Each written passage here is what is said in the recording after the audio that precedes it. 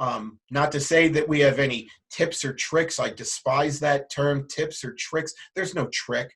So I should name the video "Tips and Tricks for Dealing with the Shutdown Order." Yeah, that's what you should. That's what you should do.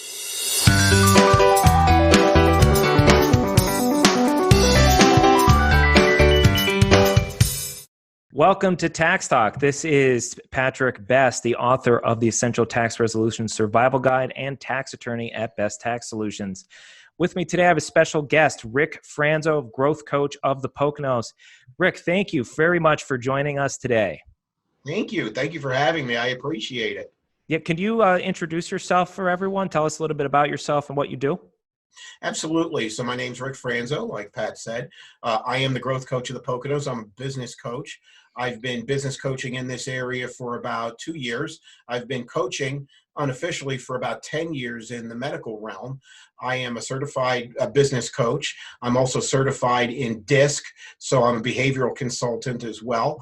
And these are really, really unusual times. And I'm really fortunate to be a coach during this time. And people might think that that's kind of odd, but I really enjoy helping other people, and I think that people need a compass right now and somebody to walk with them on that path, because it's getting pretty difficult, I think, right? Yeah, it is. I mean, that's part of the reason I asked you on today. I mean, here we are. I just did an interview the other day for the small business relief options that were available related to the virus and the shutdowns. And a lot of people are asking me just about, sure, the small business relief is great, but what are we going to do? Like, how do we survive this? And I thought you would be a great person here to talk to people about what are businesses doing? How are they reacting to this? In a variety of ways. And it's really, I'm so glad you asked me that question. Some people have gotten very aggressive with how they're approaching their business and they're marketing more.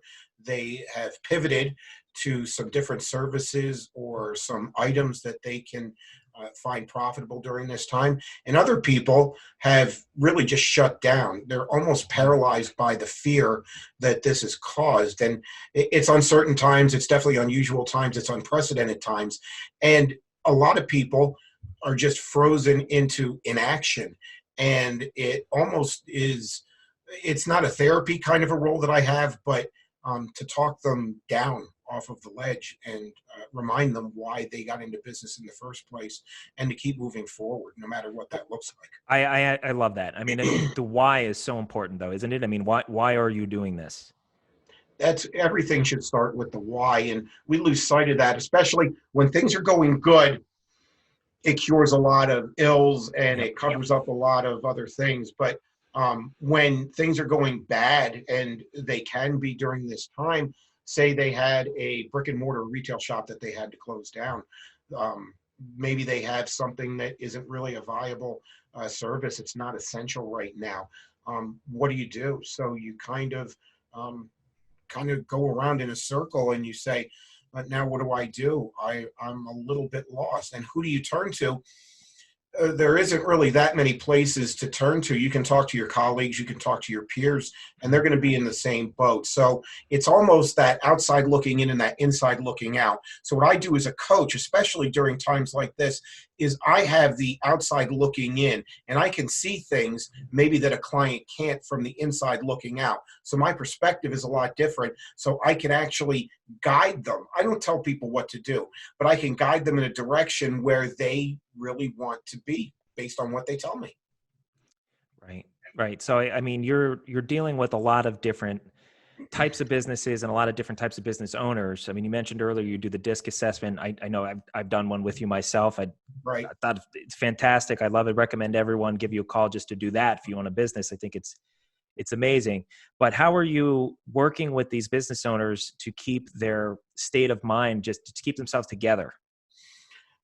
That is so critical right now. We talk it out and we kind of go over and we remind them of why they got into business in the first place. Once that's established again, how could we move forward? What do they have that they could offer maybe to a client or a customer? What can they offer to themselves in this time? So say they can't open, they can't do business, there really isn't anything, a product that they can sell. Say they have a widget that they sell, okay? people aren't buying widgets right now. They're worried about paying their rent. They're worried about putting food on the table for themselves and their families. They're worried about putting gas in the car that they're not even driving. So they're not really looking at the widget right now that I'm selling, and or the service that maybe I'm providing. It isn't something that is really important or priority right now. So how can we keep moving even though things have come to a stop, or so it seems? So one of the ways that is a way to keep moving is marketing, keeping top of mind and reminding everybody that this is not going to go on forever. We may have a new normal, but we have to be able to adjust ourselves to adjust our sails and catch that wind wherever that takes us, right? That's about as far as I get with all the analogies and everything else. So, you know, and I'm not a sailor, but, you know, I think I said it right, trim the sails or whatever it is. And so we have to make sure that we keep moving in a positive direction, because at this time, if we stay still, it's almost the same. It's akin to going backwards. So marketing is a way that you can do it. Marketing doesn't have to be about selling. Marketing doesn't have to be about pushing a product or a service, but it can be keeping top of mind about what the value is of what you do, what you're about. These are things that people are going to remember as things get better. And when the economy picks back up and things start getting back to whatever normal looks like, people are going to remember it if they need your product or service. And think about this, Patrick, if you buy a yellow car, what are you going to see out on the road all the time? When you start seeing the yellow cars, right? Yellow cars all the time. So if you're thinking about opportunity all the time, you're going to see opportunities all the time. They're going to come right in your face. And again, if you keep thinking about something that's going to fail, or you just agonize over it, I guarantee you're going to find a way to make that happen. You're going to make it fail. So some of the things that I've seen some people do, particularly in smaller towns. So obviously, so you're in the Pocono, so you know that here it's a very small community, and a lot of people have turned to volunteerism as a way to not only keep themselves busy, but also to keep themselves top of mind. Have you seen a lot of that? It's been incredible. I have seen so much volunteerism. There are so many people that need what they never thought that they'd need before. Some people need food. Some people need somebody to come and just let them know that everything is okay. Sometimes just a phone call. So I've seen so many people that are volunteering to help Meals on Wheels, to go and give out food to people that may not have the food. People that are offering their services. I've offered my services and my time to people that just have questions or they want somebody to talk to. I know that a lot of people are offering things that are in their wheelhouse to help other people with no thought of compensation for themselves at this point. It really is a time when people come together. We're also seeing a lot, and I know we're going to touch on this in a little while, leadership. And who are the true leaders? Who just talk the talk, but they don't walk the walk. And this is a time right now that's going to really separate who's a good leader and who is not a good leader. Do you agree with that? I would. I mean, what have you been seeing? I mean, tell me a little bit about that in terms of the leadership. Have you seen people really jumping out, making some changes, and people stepping up? I have, and I've seen it both ways. I've seen a lot of people stepping up. I've seen a lot of people, almost every one of my clients has staff. I do have some solopreneurs, but even the people that have staff, all they really have on the top of their mind is, how is this going to affect my people? Are they able to go and sustain their current lifestyle, which isn't always a very lavish lifestyle? Are they able to keep that up? Are they able to feed their family? And so their people's livelihoods and well-being is first and foremost in their minds, which that automatically earmarks them to me as a superior leader. Their character and integrity are without question, and they put others before themselves. I've also seen, especially on social media, and social media can be used for so many things, good things, good and bad, not so good things, yes, and bad things. And people that are purported leaders are really losing it, and they're not using good leadership tactics. And when I say that, they're going laterally or they're going down. They are letting everybody know. They're using it to vent, and they're not venting in a productive way. And that being said, it doesn't necessarily just make them look weak, because it does. But it also is very disingenuous, because if they say that they are a leader, or they bill themselves as a leader, they certainly aren't billing themselves as a leader now. So if you had to give one piece of advice to any small business owner that may be watching this now, what would you tell them? I would say that this is not a permanent situation, even though it is very, very debilitating. I can't tell you how to feel, because everybody's an individual, and this is personal and devastating in some way or another to everybody. I would say that if you have relationships with your attorney, your CPA, your business coach, others around you, that you can get some good advice or some direction, I would say to do that. Not to talk to your neighbor about it and say how bad things are, and really get out of your own head and get out of your own way, and make steps to go and take responsibility for your own recovery when that comes. Does that make sense? Well, absolutely. I mean, and it plays in, you were talking about pivoting earlier, and some of the ways that, I mean, I personally had to make a pivot is here. I'm typically advising people on how to save money on taxes. All of a sudden that thought is by the wayside. I have to keep businesses alive. So I've kind of shifted my focus. Not how do we pay less, but how do we stay alive? And that's where we've moved into the COVID advisory services. I'm helping these businesses apply for these loans, make sure that they are going to be there to pay the payroll, to make sure that they're going to be here when this is all over, so that we could work on saving money on taxes. And I mean, you got it. You just got to you trudge forward. You do what you need to do. You stay alive.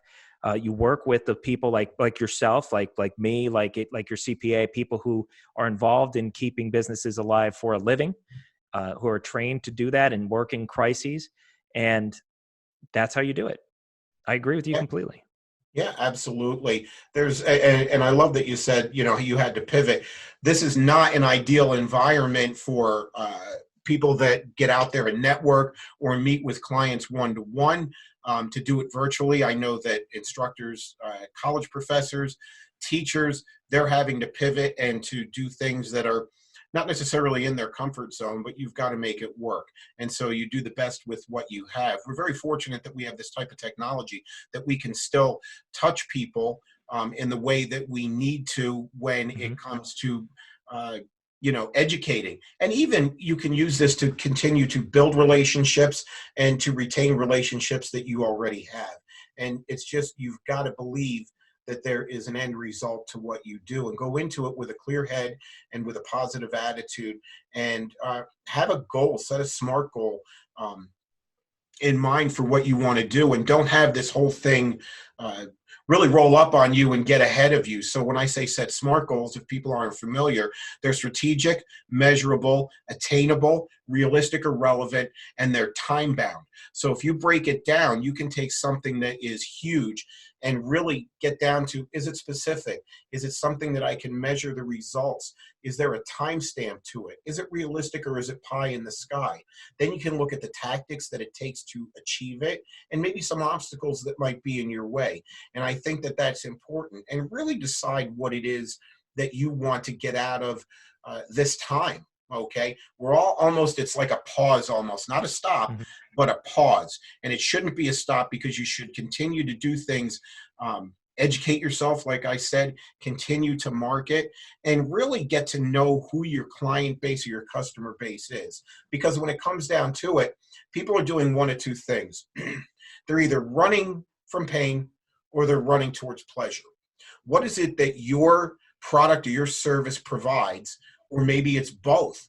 For me, at this point, it's both. People are running away from pain, but they want that pleasure of feeling secure, feeling that everything is in their control. And we can help to do that. Not to say that we have any tips or tricks. I despise that term, tips or tricks. There's no trick. You're going to go and you have to align your mindset to move forward. Or if you can't get out of your own head and out of your own way, you're gonna stay put. So I should name the video "Tips and Tricks for Dealing with the the shutdown order. Yeah, that's what you should. That's what you should do. The way that everything's going, they are almost like tips and tricks. And you know how I feel about that. So when people are looking to Yeah. get information on things, and we had this conversation prior to the show beginning, and how disorganized. And so when decisions are made, they should be decisions that you think of: how is this going to affect me? How is this going to affect my team? How is this going to affect my day? How is this going to affect my business moving forward? And I think that those are 4 super parts that you really need to take under consideration before you set anything in oatmeal, not even in stone, because everything is so fluid right now. It's almost quicksand. We're changing every hour. I think sometimes we're having, I'm calling my clients. Sometimes I feel it's multiple times a day reacting to the changes. So I agree. I mean, you got to stay fluid here. Yeah, absolutely. So Rick, tell my clients where can they find you if they want to give you a call, talk to you a little bit more about this stuff, get some coaching from you. What would they have to do? How do they get you? They can call me either on my direct line, which is 570-517-4672. My office line is and I'm here now, so I'll be able to pick that up. It's 570-481-4563. My email address is rfranzo, Franzo, @thegrowthcoach.com. And my website is www.thegrowthcoachpoconos.com. Or they could find me on social media, or they could call you. You have all of my information. I do. So there's multiple ways to reach me. Smoke signal, carrier pigeon, whatever it takes. Yeah, and I'll put all the information below. I'll put your phone numbers, email address, everything you just gave us. I'll drop that in the description below. So if you're watching this, you're looking to get a hold of Rick, please do that. Rick, thanks again for taking the time to meet with me here and give our viewers a little bit of hope in what is a dark time. That you can pivot, you can survive, you can get through it. You just got to rely on people who know what they're doing, people like you. So thanks again for coming on here today. I appreciate that. Hope is definitely my favorite 4-letter word. Hope is tangible. It's a real thing that you can wrap your arms around. And people now just want to know that they're not alone, and they want somebody to walk next to them. And I do that, as do you, with your clients and even people that are not your clients. And I appreciate so much that you asked me to be on your show. Thank you so much. I appreciate it. Thank you. Thank you again for joining me on Tax Talk. Thank you to our special guest, Rick Franzo from Growth Coach of the Poconos. It was great to have him on. I hope you learned something. If you did, feel free to give us a like. Let people know that you liked the video, that you thought it was educational. Share it with anyone who you think may need it. Subscribe so you can continue to get some advice related to tax or tax saving tips for your business. And we'll see you next time here on Tax Talk.